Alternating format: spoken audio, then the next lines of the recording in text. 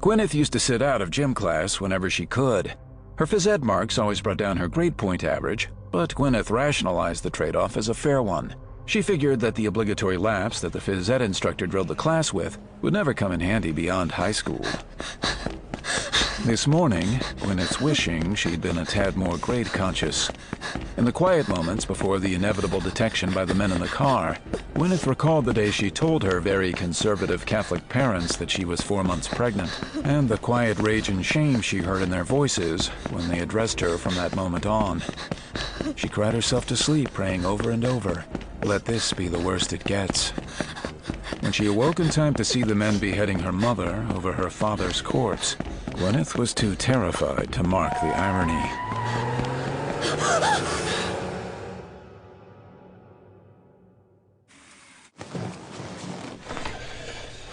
May the Lord fill you with his holy trust, offering absolution for the trespasses you're about to confess.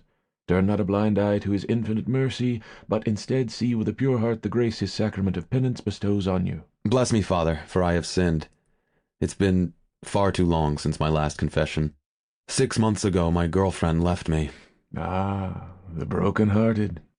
Why is it you remember the Lord only after your significant others have forgotten you? Actually, Father, that's why I'm here. You see, I'm having a hard time remembering the Lord. Son, what you're going through is fairly common. When one feels their life is damaged in some way, their first instinct is to reach out to God. And because you're perhaps not as ardent in your relationship with the Lord when you're in a more corporal relationship, you feel the pangs of what we call Catholic guilt. A guilt that often manifests itself in a crisis of faith. That's what I'm here for. No, not now. 3 blocks away. A girl. No more than 16, judging from that heartbeat. And a baby. Maybe 2 months old or so. But what really has my attention is that Lincoln rushing her, doing about 90.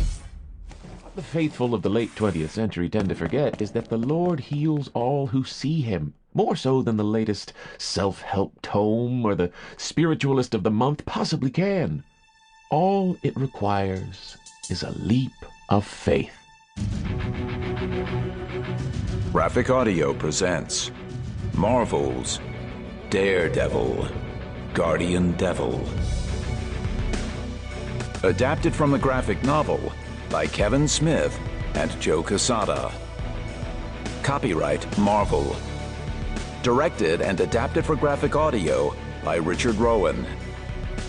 With performances by Jonathan Foyer, Danny Stoller, Andy Clements, Colleen Delaney, Chris Genebach, Blythe Coons, Bill Gillette, Robbie Gay, Gregory Waddell, Tia Shearer, Tim Getman, Alyssa Wilmoth, Tony Nam, Andy Brownstein, Jennifer Hopkins, Nick DePinto, Matthew Bassett, Kimberly Gilbert, Casey Platt, Gregory Linnington, James Lewis, Britt Herring, Elizabeth Jernigan, Tim Carlin, Laura C. Harris, and Richard Rowan.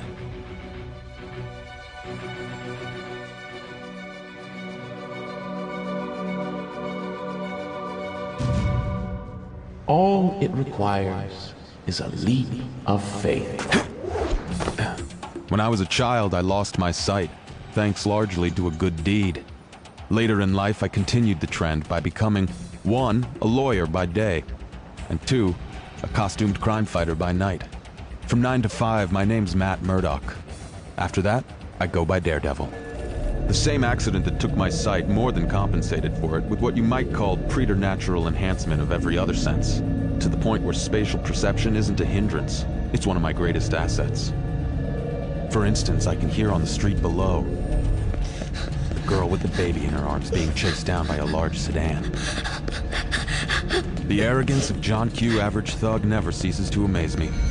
Don't these people read the papers or watch the news, or even trade stories in a seedy bar somewhere? How is it they're never apprised of the fact that the kitchen is under my protection? The costume is lined with a meticulously